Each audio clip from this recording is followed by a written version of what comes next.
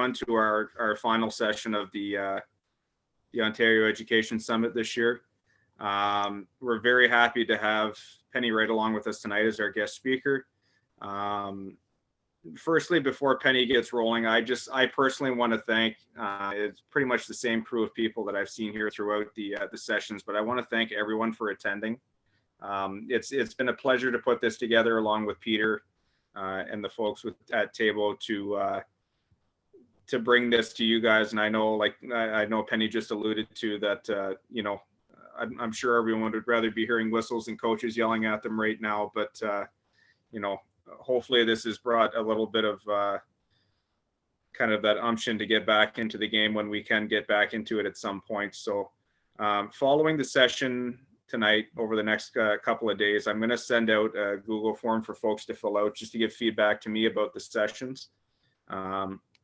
I'll put an option at the top. You put your name. You won't have to put your name if you don't want to. It can be anonymous, but I just want to give feedback. And what I'm going to do is compile the feedback and give it to Georgia, so that going forward, when we do put sessions together in Ontario, we'll be able to kind of use that information to kind of guide our sessions and make sure that we're giving our members the best input possible as far as the officiating goes. So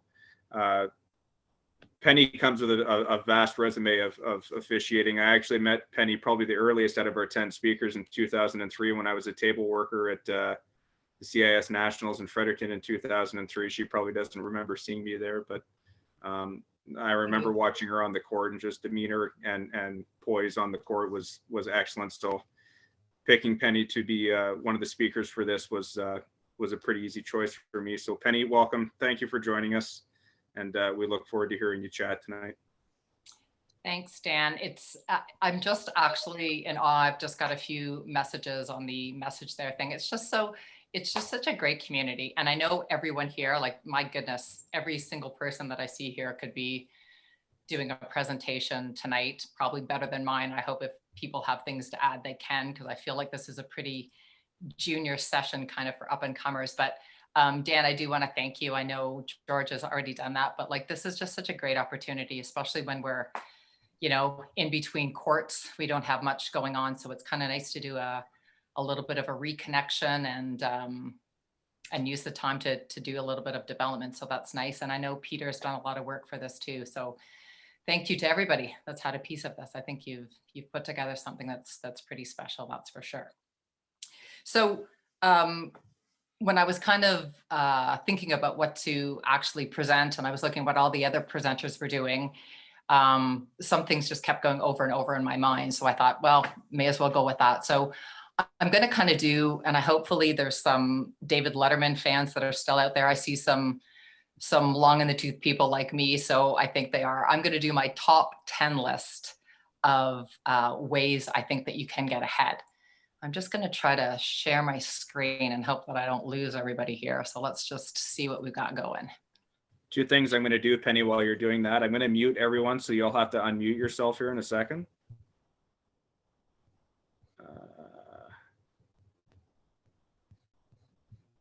Penny, just make sure you unmute yourself.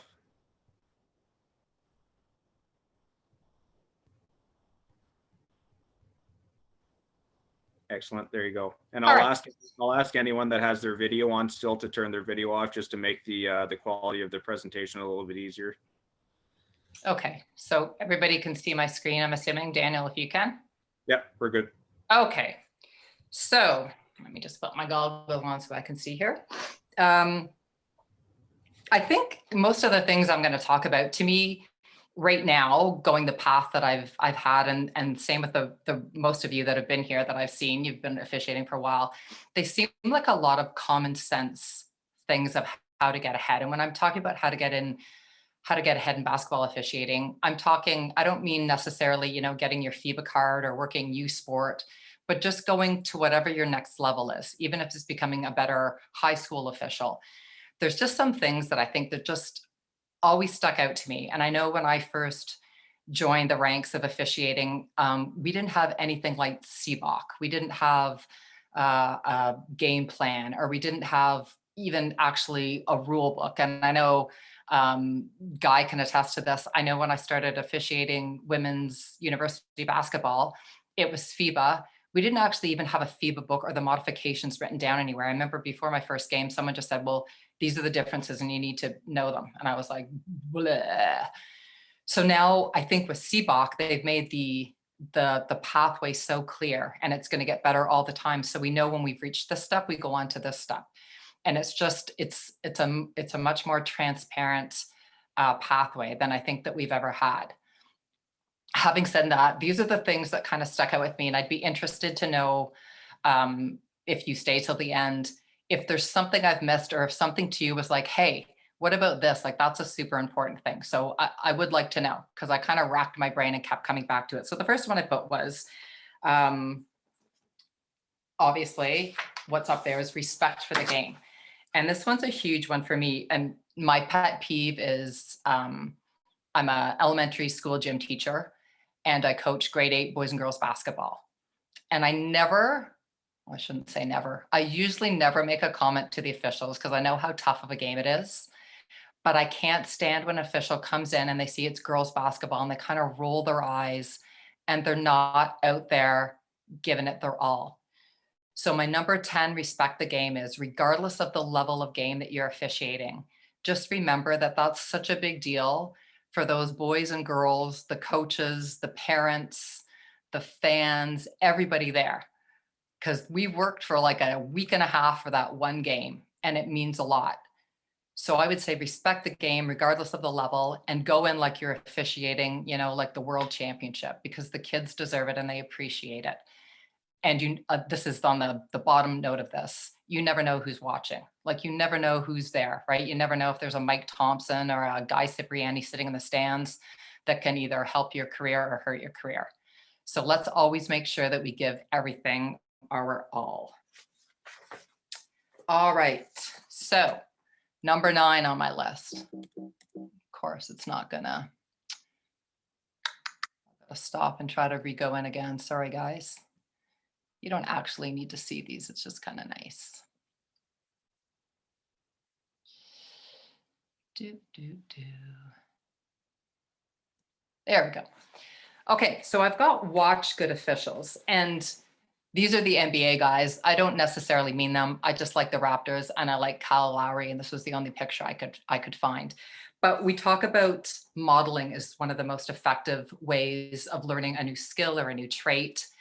And I think when you're an up and coming official, or you're somebody who wants to improve, you should go out and watch some of your senior officials, even if it's on your own board, or some OUA officials or CBL officials. And it doesn't mean you have to take everything from their game. But I know I would watch different people like Bruce Couvert or John Grilly or whoever, or Brig Harvey was the big one I liked. I always remember Brig Harvey. If you don't know him, he's a longtime OUA official, retired now from the game. But I remember being at Ryerson, the gym was packed. It was the men's game. There was people getting chucked for fighting, and it was going crazy. And the more intense the game became, Brig just was calmer and calmer and calmer. And I was like, that is a skill. And so I always remember, and I even tried to use some of Brig's lines that he used with coaches, and that didn't work, because I'm not Brig Harvey and I'm not funny like him. So I didn't do that anymore. So the point is, you have to take kind of what works for you. But I think every senior official who's kind of made it to a certain level and has excelled there has something to offer. So I think that's a huge key in developing yourself as an official.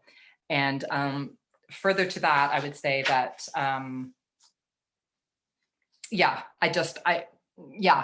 sorry, another one that just came to mind was, oh my God, I can't remember his name. That's so terrible. Anyways, I remember a gentleman giving a tee to a coach, and he was just so calm and composed. And I'm like, wow, I want to be able to do that. And hopefully I was able to emulate some of them and have a little bit of success. But I think watching other good officials is super, super important. And even the NBA ones, even though our games are different, just watching their presence on the court, and some of the NCAA officials, like, they're just amazing. Like, that composure is something truly to emulate. All right. Oh, it's doing it again. Sorry, guys. I don't know what the, I don't know what the fix is for this. Let's see if it's this one. Nope.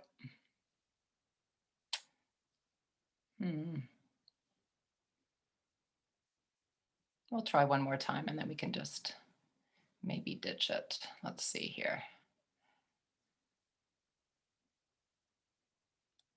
There we go. All right, so I am an Office fan, and this is Dwight Schrute, if you don't know that. And my number 8 is being able to accept constructive criticism. And sometimes it's super, super hard, especially after a tough game and you think you've done a good job.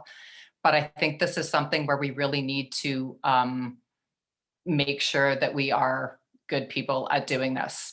I can count, and I'm sure there's many people here, being at a national tournament or a provincial tournament or a little high school tournament, and the evaluator's there and they're there to give some feedback, and the referee is just not taking it. They're taking off their shoes, they're not listening. And I will tell you something, you got to stop that. You got to be able to sit back, absorb it. You can take what you like or discard it, but those people are there to make you better. And I know for a fact when Guy Cipriani said something to me, it was true. It was true. And I listened and I wrote it down. So I think in order to move up, we've got to be able to be self-critical, watch game film, reflect on that, but you've also got to be able to take it from other people. And I know when I work with younger officials and they say, hey, can you help me with my game or give me something? I am so happy to do it. But then I also know there's others that just don't want to hear it. And that's too bad. That's really too bad. I remember a coach once saying, when I stop yelling at you, that means I don't care anymore. And so I think, if someone's willing to give you some constructive criticism, always be willing to take it, because who doesn't want to get better? And that's something that we just absolutely have to do. I would also say, I was just writing down, and I don't know if this is really old school, and I'd be interested to know from some of our younger officials. I used to keep a journal. I'd keep a book in my referee bag. And every time a goofy situation happened, I would write it down. Or if my partner commented on something that I did really well or maybe could work on, I would always write that down so that after the game, I could go back and reflect upon it, whether it was to go back and look in the rule book and kind of double check things, or just, to keep a running score of how I'm doing. So I thought that was a really good idea. Oh, I can't believe it's happening again. I might just ditch this, guys, because honestly, I don't know what the problem seems to be. Doop, doop, doop. Daniel, any suggestions? If you send it to me, I can open it and share my screen. Yeah. Seems such a pain, right?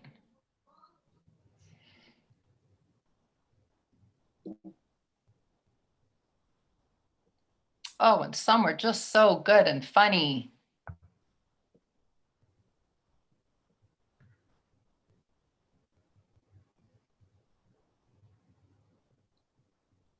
All right. So the next one was hustling. This is super, super important. So this is just talking about understanding the intensity and the flow of the game, and make sure that you don't get beat up and down the court more than once. And I like to see the hustle from a referee, especially around dead ball. Because when you think about when we blow the whistle, everybody in the gym is looking at you to see what's going on. So if you have a presence, and it doesn't mean you have to sprint. I know we're not into running to the reporting table anymore, but you're walking with a person. You always show hustle. It shows that you're into the game. There's nothing worse than an official that doesn't look like they're there to be there for the game. And again, getting beat up and down the court once is okay, but twice, 3, 4 times, it just is not showing that you're being part of the game. That's all. And I would say to a coach, and I know I'm just a low-level elementary school coach, but there's nothing I hate more than an official that just stands at half court and just kind of looks back and forth and doesn't really, look involved in the game and is not willing to hustle, grab the ball, help the kids out. So number 7 for sure is hustle. Number 6, always referee like you are the crew chief. So I know when I started, especially when I moved up the ranks and maybe I was doing a university game and there was somebody else who was the crew chief, I kind of sat back and thought, okay, they'll take care of all the problems. But I know I also sat back because one thing that I knew when I was a younger official was that I knew the rules. I read those rules. I knew them so, so well. I remember sitting back in some situations and I know they weren't handled properly. And I was too afraid to say anything to my senior partner. I just sat back and let things go. And then when I finally started to develop more confidence, and in a good way, I made sure if I wasn't the crew chief, I come forward and give information to my partners, it felt better. And then from then on, no matter what role I played in the game, I always ref like the crew chief. To me, it kept my spidey senses up and ready to be engaged in anything. And I wasn't always relying on my partners to take care of, if something went awry. I wanted to be in the mix and, help out with whatever information I could present. Okay, so this is kind of a segue into my number 5 on the Richter scale. Okay, I'm just gonna stop because it just keeps freezing and it's not that important, even though my little graphics were really cute. So number 5 was be a sought after partner. And I think this is really important because I know when you're in a gym and you see somebody walk in and you see the coaches watch another official walk in and the coaches either kind of smile and just go about their business or their shoulders drop, or you can see the other person in the gym, their shoulders drop. And being a sought after partner to me is someone that it's friendly, they're welcoming, they're reassuring and supportive to a junior official, and they've got great trust and communication skills, and they're respectful to everybody on the court. And it's one of those things that you feel like when you walk in, you're like, okay, it's going to be a really good game. There's other times where you have somebody that maybe tries to be the boss of you and you're like, okay, they're just going to blow the whistle for me all the time. So it's finding that good balance of being a good partner. And just because maybe you've reffed 10 more years than the person that you're reffing with doesn't mean they're not a qualified and very good official. And I think we need to show that we respect that in all of our officials. Let them make calls, listen for them, don't criticize them without it being constructive if they make a mistake, because we're all in it for the same thing. So let's make sure that we're good people to work with and that people enjoy working with us. All right, we're moving right along here. I'm on number 4, and this one's a really important one. To me, it's controlling the things that you can control. So often when we go into a gym, we can't control what the crowds are going to be like or how the players are going to play. But there are things within our control that can make us a really good official. And I think one of them is knowing the rules. And I think this should be at every level. Every level of all my 10 points, it's this and then know the rules, this and then know the rules. And then when you get to be a little bit better, it's knowing the rules and then it's knowing how to apply the rules. Because we've all officiated with referees that are those black and white officials that just call everything that's right on. So it's understanding the intention of the players and the coaches, and then making sure that our rule application fits each level. And never stop being a student of the game. Like, we're never too good that we can't be putting our faces back in those rule books and trying to figure out a goofy situation or a better way to handle things. Number 2 on that is be in good shape. Make sure the play is not beating you up and down the court. And if it is, that level is too much for you. The players, the coaches, everybody deserves someone who's able to keep up with the play, because for sure you can't make the proper call if you're not in the right position, and you can't be in the right position if you are not in good shape. Wear the proper uniform and equipment. If you're told to wear something, there's a reason why. It's like making the same hand gestures and mechanics. It's because we're all uniform and consistently sells our game. So that's something that's super important. Try not to be a rogue person that does goofy things. And then lastly, I kind of alluded to it, use the proper mechanics. Use the proper mechanics and signals and know your floor positioning. That's something that you can always work on. There's always a better way, a better angle to see things, but make sure, and these are all things within your control. So make sure you take care of that business, and then the rest will take care of itself. Number 3 on my top 10 list, Mike Thompson, I hope you're listening to this. Speak the FIBA language. So when I say speak the FIBA language, sadly in Ontario, we have gotten a little bit of a bad reputation over the years. And I think a lot of it has to do with our influences from the States and IABO. And that's not a knock to them. I think maybe we were just slow in moving to the FIBA way of doing things. And the FIBA way of doing things is important because that is how the rest of the country and the rest of the world is doing things. And if you want to get promoted and you want to get to that next level and you want to be invited to tournaments and you want to make it to that championship round, these are things that we have to know. And some of the things are so very simple, but I think because they've become ingrained in our brain, doing things a certain way, we've left them that way. And so I'm going to give you just a few specifics. This is just kind of in our vocabulary, saying penalty instead of bonus, saying end line instead of baseline, saying center line, not division line. It's personal fouls, not common fouls. And knowing that, you know, for example, when we're discussing the table crew or coaches or whatever, that technical fouls are always non-contact in FIBA. Those are just a few examples. Our hand signals, that the more we're consistent, the better the games we are. We should be able to go anywhere across Canada and perhaps now around the world, and we should all understand what we're doing and what we're saying. So I think we need to jump on board and make sure that our educators, which I think we're doing a really good job, all these ones at least, making sure that we are speaking the same language. And I think that's super important for all of us, especially our up and comers. And I know sometimes as senior officials, and you know, I'm putting myself in there too. Sometimes when we're teaching younger officials, we cut corners and things, and then they start to pick up our bad habits. So I think it's super important that we're all speaking the same language. Okay, right across the board. Number 2 on my top 10 list. See how I'm just belting through these? I want answers from some of you on some questions I have for you, by the way. So you better be listening. Number 2, be professional. This seems like such a basic skill. And yet, again, we've all seen things not go right at all. So some of the things I'm talking about is honor your assignments. Like the people that are assigning you games, sometimes there's a reason, sometimes there's a mission to their madness. We don't all get the big games. I am happy if my games are close to home. I don't care what level they are. And I think, and I truly believe, I treat them all the same, right? But you can't just turn down a game because, oh, that's not the big game. That's a little stupid, whatever game. It doesn't matter. It really, really doesn't matter. And it makes us look super unprofessional. And you can tell on the face of an official that walks in that doesn't want to do that game. And I'm not talking about the days where we're having bad days. I'm talking about you think the level is below you. It's not below any of us. That's our job. That's like saying as a teacher, I don't want to teach a kid that's struggling. Yeah, that's my job.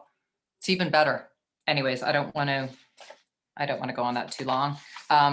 Show up on time the best you can. We all run into difficulties, but show like you want to be there. And if you happen to be a little late, hustle in and get your shoes on. Don't saunter across the floor. Wear a proper uniform. We are officials, right? That's our job. Wear a proper uniform. Importantly, and I've alluded to this before, look like you want to be there. Everyone's looking at you. You know that when you walk in the gym, everyone's looking to see who the ref is. They can tell by your face. It's like when you walk in from anything, you walk into a party, people look at you, they want to see what your demeanor is. Look like you want to be there. And then the last one is treat every game like it's your championship level game. Just ref your heart out, man. That's we actually get paid for this, and it's a pretty good gig. So give them the best you have. And then my number 1 top 10 reason on my top 10 list of how to get ahead. You'll never guess it, but I mean it. Be a good human on and off the court. I can't even tell you, I've been lucky enough to go to several national championships. Super, super good officials turned out to be goofballs off the court. Really horrible, said horrible things, acted horrible ways. People, the eyes are on you all the time. Even if it's a little high school game, they're watching you. You've got to watch what you do. You really, really have to watch what you do. I think we have a real, what's the word I'm looking for? I think it's incumbent upon us to act like professionals, because that's what we are. We're good humans. We need to treat everybody with respect, whether it's a crummy game, whether a coach is a little goofy at you. Just be a good human being. So those, in a nutshell, my friends, under half an hour, are my top 10 points lists about how to get ahead. Now, certainly there's more going to camps and all those kind of things, but those to me are just the simple, basic, no-brainer things that I think an official can go from any level to the level above. So whether you're reffing elementary and you want to get to high school, you want to get to some championship high school games, or whatever your aspirations are, I think there's some really basic things that can get you there. So my question to all of you is, if you've been listening, hi there, Missy McCutcheon, I just saw you come in there. Is there anything that you think I missed? Is there anything glaring that you are like, hey, no, what about this? Up the ranks, you should have been doing this. Penny, I got one for you. Throw it out at me. And it's early in my career, I probably did it and shouldn't have, and I've had it happen to me early in my career, because that what I was taught to me is, don't throw your partner under the bus, even though you could, to look better. Always try and be the best partner you can be, no matter how bad a game they could be having. And that goes a long way to instilling respect amongst your refereeing partners and amongst the basketball community in general, because everybody knows when you throw people under the bus. Doesn't feel good, does it? No, been there, done that. And early in my career, and had it done to me, who was a senior official trying to teach me a lesson. Oh, It almost ruined my career. ouch. We had 800 people in the stands one night for a high level quad A game. It was a crosstown rivalry, and it just about ruined my career. Ouch. I ended up, I remember in the second half, I couldn't talk, only because the coaches got on me and he didn't help me out, and basically tried to bury me. And I remembered it. It took me quite a while to get over with. So I think that's a very good one that I try and instill in the group that I have here is, no matter how difficult a situation that your partner's having, you can probably always help them. And it helps yourself in the long run. Absolutely. And the bottom line too is, Michael, that we do all make mistakes. Like, there's nobody here that's never, well, some might not admit to it, but we've all made bad calls, all of us, right? We've all made bad calls. But yeah, to throw a partner under the bus is not good. That's a very good point. I like that. Anybody else? Anything? So a couple of things that came up in the chat, Penny, and I'm gonna read them out here because some of them are really good. So our first presenter that we had way back, seems like ages ago now, Max Ed said, be the official that everyone wants to work with and the one that they appreciate the most. That's a huge thing, because like you said, you walk into the gym and the second you see shoulders go down, then it's just it's not going to go well. So that's a point that's very important. And I know, coming from Max, I know he preached the same thing when I went to his camp. And to kind of piggyback on that, Mike Kim said, going to camps to improve and be seen. And I think that's something that's just as important to try and hone what you're doing. Because I mean, if you're in it officiating to officiate and you're not in it for the reimbursement, you want to improve yourself and you want to get better at it. But the comment I like, and sorry, Sip, I'm going to read your comment out. I don't do this too often, but Sip said in the chat, in Penny's early OUA West career, I discussed with her, you are a good official at this level. Don't take a backseat to any male official, but you don't deserve the games you want. You must earn the games you want. And after seeing Penny work for a number of years at the OUA level, she personifies that to a T. And Sip, that's an excellent comment. Thank you for sharing that, because I think that's something that's just so important in the world of officiating, is that you're not going to get given what you want. You have to earn what you want. So those are a few things that I saw pop up in the chat that I thought might kind of generate a little bit more conversation. But John Grilly says, Penny, can you touch upon officials who use the yeah but approach when being given advice during or after a game or at a camp? Yeah, but I even like that as a teacher in class. Yeah, John, that makes me laugh. I think it's one of those things that just, John, you might want to speak to it, but I would just say, don't be a yeah butter. Just sit back and listen. Just sit back and listen. Even if it's your partner, or even if you think it's wrong, let the evaluator, let your partner finish their statement, and just don't yeah but it. It could be that you see things differently, but don't make excuses. We all know that when you say but, we all know that it discludes everything that you've said before.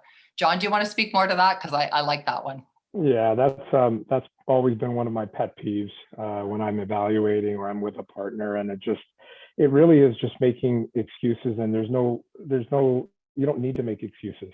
People make mistakes, and we all know that, but doing that, and especially with seasoned officials who are trying to help out, you basically are almost turning them off, because you're going, yeah, but this is my excuse. Well, I don't want to hear that. Like, just take my advice or our advice, and we're all learning. So yeah, and I know you've never been one of those, but I know that you've probably encountered those. Maybe when you were, when we were all starting out a bit, but no, not in the last 15 years or so. So for sure.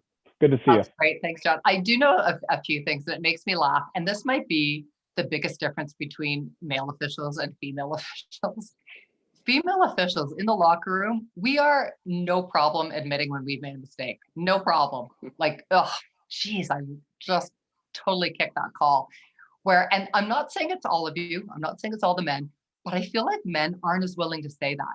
And I'm not saying they're yeah butters, but I think sometimes it's like, well, this is what I saw and this happened here. And I'm like, no, I missed that call. I just totally screwed that call over. Maybe that's just my opinion. I'm not really sure, but it's kind of funny. I did see a couple of comments here, guys, from Spags and from Dave. Greg has said, develop authentic relationships with officials in the basketball community. And that's so true. It's great because I think that does a couple things. That one, it garners and promotes conversations about officiating, because as we all know here, nobody wants to talk about rules and officiating other than officials. Like, that, like your family has nothing to do with that. They don't want to talk about your great call or whatever, but it's nice to have that connection. And it's also nice to develop those kinds of connections, so that when you're in games together, you have a little bit more community, you have a little bit more in common, and it makes things run quite smoothly. And like Dave says, find a good mentor. Well, for sure you need a good mentor. Everybody needs somebody in their corner to help them out, or to go to, or say, I had a rough game. And, sometimes you don't want to give up all your mistakes. You don't want to go to your supervisor and say, oh, I made all these mistakes. But to have somebody that's there that will listen to you and help you along the way is for sure something that's super important. Can you please mention the FIBA speaking terminology towards coaches? That's from Adam. So are you talking about what FIBA suggests about the way we speak to coaches, or the terminology that we use with coaches? I'm not. Hi, Perry. I would say both. Yes, absolutely both. Okay, well, what's your take? What's the FIBA way of speaking with coaches? Are you talking about just the very curt, not starting conversations, just acknowledging and moving on, or are we talking more? I'll say just moving on from what you say after, from the next. That's what I want to know. Oh, what you want to know? Yeah. So, well, I think there's a couple of, and maybe we can have some of our senior people, and I know some FIBA people. Mine, as a college supervisor, my take in dealing with coaches is always give them an ear, but you're not there to start conversations or explain rules to people. So that would be my take. I don't know if there's more, if there's somebody else that wants to comment on that, maybe Dave or Spags. You always want to speak basketball language, right? It's got to be the FIBA language. You need to look at all FIBA terms, explain things in FIBA philosophies, and if questions are asked. But you always want to basketball answers only. Mm-hmm. Thanks, Dave. Does that answer, Adam? Does that give you? Thank you. Yep. Thank you. Let's see. The greatest skill is being able to close your mouth, open your ears, and learn something from the feedback. Yep. Mentor.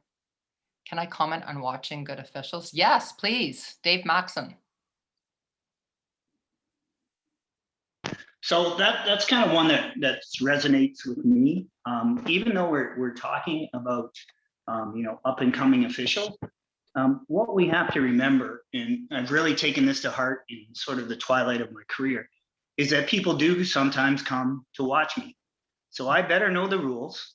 Mhm. I better know the mechanics.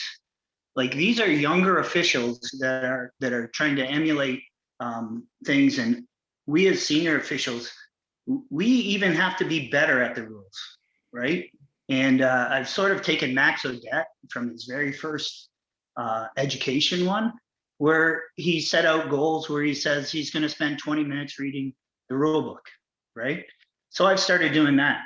And as a senior official, like, I want to be a good example. I don't want to be a bad, Mhm. right? So we have to remember that as senior officials, even though we are in the twilights of our careers, that people do come out and watch us because of our judgment, because of our game control.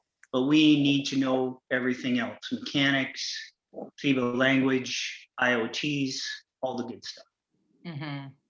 Could I And jump we're in lucky. real? Thank you, Dave. I think we're super lucky now because we do have all kinds of resources. We have all kinds of great officials around us, but we also have Game Plan that has all kinds of resources. We've got just a plethora of places to go when we need something. So I'm going to tell you, back in the day, that was not the case. I'm not whining. I'm just saying facts. That's all. Could I jump in real quick too? Of course. Hi, Penny. It's Justin Walsh from Belleville. Hi. Just to echo on Dave's point, and Dave's a bit of a pioneer of this. I like the rules. I liked working games, but I was never big on video. And now that we have a ton of video available for us to watch officials, I guess, as senior officials, not only are people going to come to the gym to watch us, they could find tape on us and watch us, right? And perhaps ask about plays that they saw on tape. So I know Dave's basement is set up like a Fortnite video game tournament with screens and chairs just to break down video. But he was one guy 5-6 years ago who turned a lot of us OUA officials on to breaking down film and getting better by watching film. And often constructive criticism in the moment is taken very differently than if you reflect upon it the next day and look at your plays. So that's a huge learning tool, I think, for a lot of officials, that if it's available, learning how to use video properly would be an asset. Mhm. I think that's 100% true. 100% true. Was there anything else that you were looking at here? I just, something that you said, Justin, and sorry, my son came in, so I missed some of it, but one point that I heard, and this is so geeky, and I hope there's other people. Yeah, I'm looking at Spags. I know for sure he does that. I know Maxim does it, and I know Dan does it. I know when we'd go away and we'd go up to Lakehead, and there's really nothing else to do in Thunder Bay. But anyways, we would spend hours in somebody's hotel room watching game film, like just hours. And I just sometimes thought, we are the biggest geeks in the whole world, but truly nothing made me happier than going and watching that. And we'd watch a play 20 times to tell whether it was a travel or not. Like, who does that? What kind of human beings do that? But it's us. These are the goofballs that do that. And there's nothing that makes me happier than doing that kind of stuff, or seeing somebody had a great, it was up here, Arash. If you guys didn't read us, my biggest teaching moment in officiating was when I stopped being jealous of the assignments of my colleagues received over me. I worked hard just to improve my game and learn from my peers. It goes a long way when you put ego aside. It is so true. It's such an easy, simple statement, but that's so hard to do because you're feeling like it's my turn, it's my turn. But really, you're not in competition with anybody else than yourself. And when you see yourself improve, that's it. And then things will fall in place. And I know I appreciated each and every person that ever critiqued me. I loved it. And it would be, somebody would just say, hey, by the way, blah, blah, blah. And I'd be like, okay, that's something I'm going to listen to. And I know when Sip said something to me, I took it to heart. And he was harsh sometimes, but you know what? When he was harsh, it was true. And I deserved those words. And it made me better. Because if he just said, oh yeah, it was a great game, I'd be like, well, what do I have to do there? There's no improvement there. There's no teaching time there. So I know there's certain people, when they speak to you, you're like, oh, okay. And that I had many younger people speak to me and give me constructive feedback. And it was always great. I just got a nice comment from Paul Carter. So I'm calling you out there. So I always thought Paul Carter was like the best official I've ever seen, like just so like talk about a sought after partner. Like when I saw my name on a game with Paul Carter, I'm like, okay, number one, nothing's ever going to go wrong. And the demeanor that he had, the way he could talk to the coaches and the players, nobody would ever, even if they were mad, you could see after he said a word or two, they just came down. So it is developing those relationships and knowing those people. And I don't know, it's just such a great community. Was there anybody else that had anything else kind of on that top 10 list that doesn't feel satisfied? Or is there any questions about anything along the road there in our lovely officiating careers? So if anyone has questions, go ahead. I have a good Penny story after, and it involves Dave. I don't know if you remember it or not, Penny, when we did Dave's playoff game together. Oh, I remember that. Yeah. So Yeah. I was probably about 4 or 5 years into my officiating career at this point in Ontario. And like I said, I had met Penny back in 2003. Like she said, number of national tournaments she had worked. And we are doing a playoff basketball game, a girls game at St. Roch. Dave Maxson is the coach of the St. Roch team. And we get down to Dave's team goes on a big run, gets back into the game. We're now tied with Dave's team with the ball. Dave calls the timeout, draws up a big play. Ball squirts away from his girl. Play starts to go back the other way. Girl gets fouled. I'm looking at Penny at the top. I'm the trail official. Penny gets blocked out. Girl gets hammered, but then keeps on going like she's going to have an open layup. I jump off the baseline with a foul.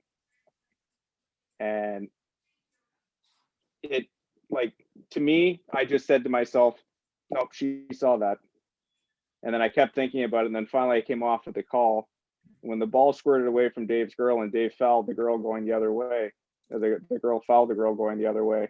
I said to myself, Jesus, I just made that call in front of her. And I thought for sure that I was going to get ripped apart. And right after, first thing Penny said to me after the game was, great call. And I said to myself, like, okay. And I'm kind of looking at myself like, and once you take a second to break the play down and look at it, going back to having a good partner or being a good partner on the court, I thought for sure I would get ripped apart after that. Even Dave said the same thing to me after the game. He goes, you're absolutely right. So it's just one of those things of refereeing as the crew chief. When you're on the floor, referee is the crew chief. Be that person that's in control of the game. And like Penny said, knowing the rules and being able to apply them properly. After a while, it might seem like it's a bit of a bumpy road, but it will get you more respect down the road than you think it will. Then just kind of saying, oh, well, that was in front of her, she should have called that. Right. So that was my story that I had with that. But I really like the comments that are coming in, Penny. I don't know if you're watching them coming through, but it's one thing I've really enjoyed about all these sessions is just the conversation that's been generated. And I posted probably about 50 comments ago that, if people are willing and want to stick around afterwards, I'll leave the room open for a while if you guys want to catch up for a bit and chat and stuff like that. But if there's anything else for Penny, I don't want to keep Penny all night either, but are there any other questions or anything for Penny? And you just feel free to unmute yourself if you want to add into the conversation. I'm just going back through the chat here to look, but I just wanted to say thank you for everybody coming out. It was so lovely to see you all, and I hope you're all keeping well. I know for many of you, like me or any other teacher, people working from home, this is probably about your 6th or 7th hour on a Zoom call today. So we can, at least I can see faces. I know students, I see little dots. That's all I see all day long, which is kind of tough. So it was nice to see everybody. awesome. Well, that, like I said, that's a wrap for everything for the sessions that I have. There's plenty of good stuff that's coming up. I know Mike Thompson and Basketball Canada and CBlock have emailed about the stuff that they have coming up at the end of May with their their super clinic. Please make sure you look into that information. As well, we have in Ontario the 3-person clinic that we have coming up over the next 4 weeks that's being put together by Georgia, as well as Stacy and Dave, that are going to be doing a lot of the presenting with that. That option is there as well too, and it's not just for elite level officials, it's for officials that are also looking to get to the 3-person level as well. That is there for you as well. So Georgia has sent information out about that as well that should be coming from your education person within your board too. So there's lots of opportunities coming up for you to be able to kind of look at stuff that's happening around the scope of both Ontario provincially as well as nationally with CBOX. So please make sure you take advantage of those opportunities when you see them come up. Penny, thank you again. This was an awesome conversation that you had.